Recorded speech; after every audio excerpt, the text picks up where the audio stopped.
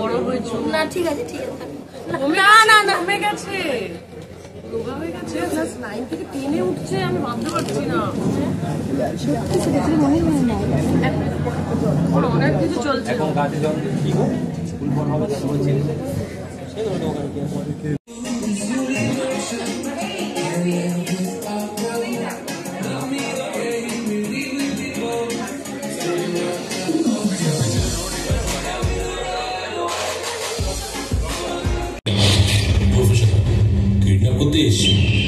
কত টাকা ছেড়েছিস বলতো?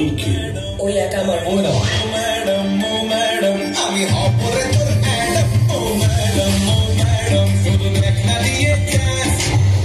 আমি জানি না স্যার, আমার ডিভোর্স চাই।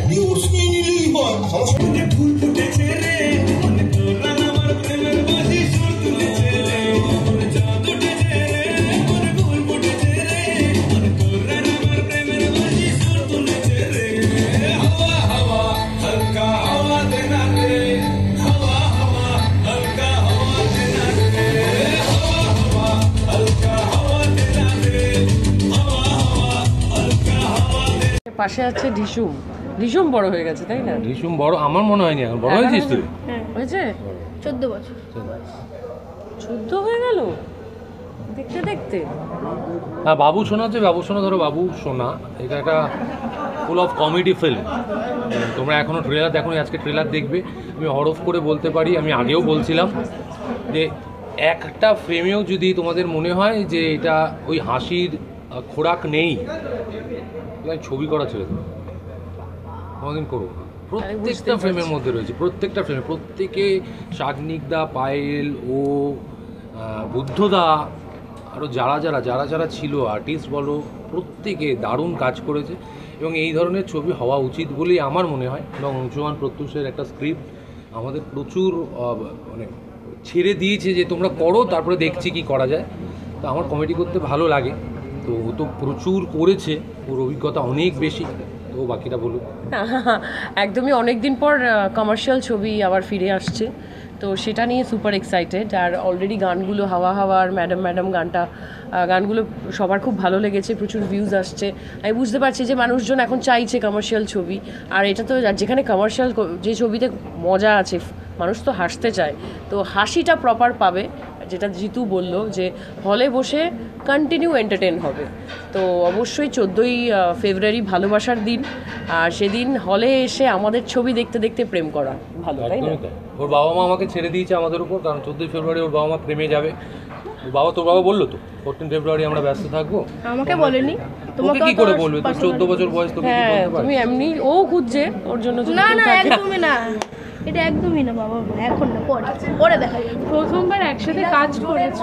লেগ-পুলিংটা কে বেশি করতো বিলাস? মানে এখন যা দেখছি শ্রাবন্তী না কে বেশি লেগ-পুলিং করতো? লেগ-পুলিং কে করবে? সবাই করতো, ওর পেছনে সবাই লাগতো। সবাই। আমরা একটা ছোট বাচ্চা, বরঞ্চ আমি তোকে লাইফ সেভার, আমি তোকে বাঁচাতাম। হ্যাঁ এটা ঠিক, সেটা বল। এটা ঠিক না, বলো না বাচ্চা ছেলে কেন বলছো এরকম বলছো, শান্তি লাগতো না, কেউ আমার পক্ষে আছে। বুঝতে পারছি। আমরা দুজনে একই টিমে আছি, আমরা দুজনেই পৃথিবীর মতো ভূতের ভয় পাই, কোনো ব্যাপার না। তোমরা দুজনে একসাথে প্রথমবার কাজ করলে, তো এক্সপিরিয়েন্সটা কেমন ছিল একসাথে কাজ করা? ছবি একসাথে কাজ করা মানে কাজ আমরা একসাথে করেছি, আগে মহালয়া করেছিলাম, বাট একটা ছবি একসাথে করা, হ্যাঁ মানুষ, আমরাও সুপার এক্সাইটেড, যেমন দর্শক চাইছে যে একটা নতুন জুটি, তো আমিও ভেবেছি যে আমাদের একটা দারুণ জুটি দর্শককে আমরা উপহার দিতে পারবো। তো খুব মজা করছি, দেখতেই তো পাচ্ছ মানে। আর যেহেতু আউটডোর শুটিংয়ে প্রচুর একটা ছোটো টিম যায় আর সবাই মিলে একসাথে থাকা হয়, একটা পিকনিকের মতো হয়ে যায়। আফটার শুটিং আমরা একসাথে খাওয়া দাওয়া, ডিনার করা, ওটা একটা জার্নি থাকে, খুব এনজয় করেছি আমরা। একই, আর কি বলবো, এটা আলাদা করে কিছু তো বলার নেই। আচ্ছা, বাবু আর সোনার মাঝে ঝুমঝুম কি করছে? মানে এইটাই তো প্রশ্ন। ঝিসুমই তো গন্ডগোলটা করেছে, যার জন্য এত রিউমার্স। ওই তো সব উত্তর দেবে, প্রেমটাই করতে দিচ্ছে না ঠিকমতো নাকি? সেইটাই তো প্রশ্ন, সেই প্রশ্নটাই তো উত্তর খুঁজবো আমরা 14 তারিখ। তুমি তো সাক্ষী বলো অনেক কিছু, সবই জানি, আসলে তোমাদের কাছে কিছুই জানি না। কি আর জানবো, তোমরা সিনেমা হলে গিয়ে দেখে। একটু শেয়ার করো অনুষ্ঠান। মানে তিতার সব কিছু নিয়ে জর্জরিত আর কি, মানে মানে হচ্ছে তিতার ভীষণ ডিমান্ডিং ওয়াইফ আর কি। বর আমাকে রোজগার করে এনেও দেবে যাতে আমায় ফরেন ঘুরতে নিয়ে যায়, প্লাস বর আমাকে টাইমও দেবে যাতে আমার যত টাইম চাই সব চাই লাইফে। এটাই হচ্ছে ওদের মুশকিল। Titas wants everything in life.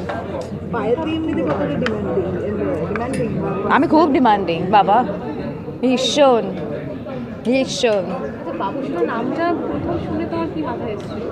বাবুসোনা নামটা হচ্ছে এটা বেশি টিপিক্যাল, খুব ন্যাকা প্রেমে বাবুসোনা হয় না, বলো আর কি মাথায় আসবে, ওটাই মাথায় আসছে ফার্স্ট। কখনো কেউ বাবুসোনা নামে ডেকেছে পায়েল দিকে? ডাকার পরেরটা আর হয়নি আর কি, ডেকেছে আমি ঘুরে চলে গেছি। ফিল্ম আসছে, আমি পার্সোনালি কমেডি ফিল্ম দেখতে খুব ভালোবাসি, আর আমি জানি প্রচুর লোকে এনজয় করে কমেডি ফিল্ম। আর যদি গুরুদেবের কথা বলি, মানে এখনকার কন্টেম্পোরারি টাইমসে রাজু হিরানি স্যার, মানে উনি খুব ইম্পর্ট্যান্ট ইস্যুস নিয়ে ফিল্ম বানান, কিন্তু যেভাবে উনি ফিল্মটা প্রজেক্ট করেন সেটাতে না মানুষ আনন্দ পায়, মজা পায়, অ্যান্ড তার জন্যে কিন্তু এই সিনেমাগুলো অনেক দিন ওদের মানুষের মনে থেকে যায়। সিমিলারলি এটা out and out comedy film, সারাক্ষণ মজা আছে। We have tried really hard কি প্রত্যেক 2 মিনিটে যেন মানুষ হাসতে থাকে, মানুষের কোনো দুঃখ কষ্ট না থাকে। But at the same time এই সিনেমায় সম্পর্ক নিয়ে, পরিবারের ইম্পর্টেন্স নিয়ে একটা বড় মেসেজ আছে। So that is very very important, কারণ আজকের ডেটে না সবাই আস্তে আস্তে ওই জয়েন্ট ফ্যামিলির কালচার থেকে নিউক্লিয়ার ফ্যামিলি হতে হতে এখন সব আলাদা আলাদা হয়ে যাচ্ছে। সো সেখানে একটা ফ্যামিলির কী ইম্পর্টেন্স হয়, সম্পর্কের কী ইম্পর্টেন্স ভ্যালু হয়, সেটার একটা গুরুত্বপূর্ণ মেসেজ দেওয়া আছে। So it's not only a comedy, definitely হাসির মাধ্যমেই পুরো জিনিসটা বলা, বাট একটা গুরুত্বপূর্ণ মেসেজও আছে।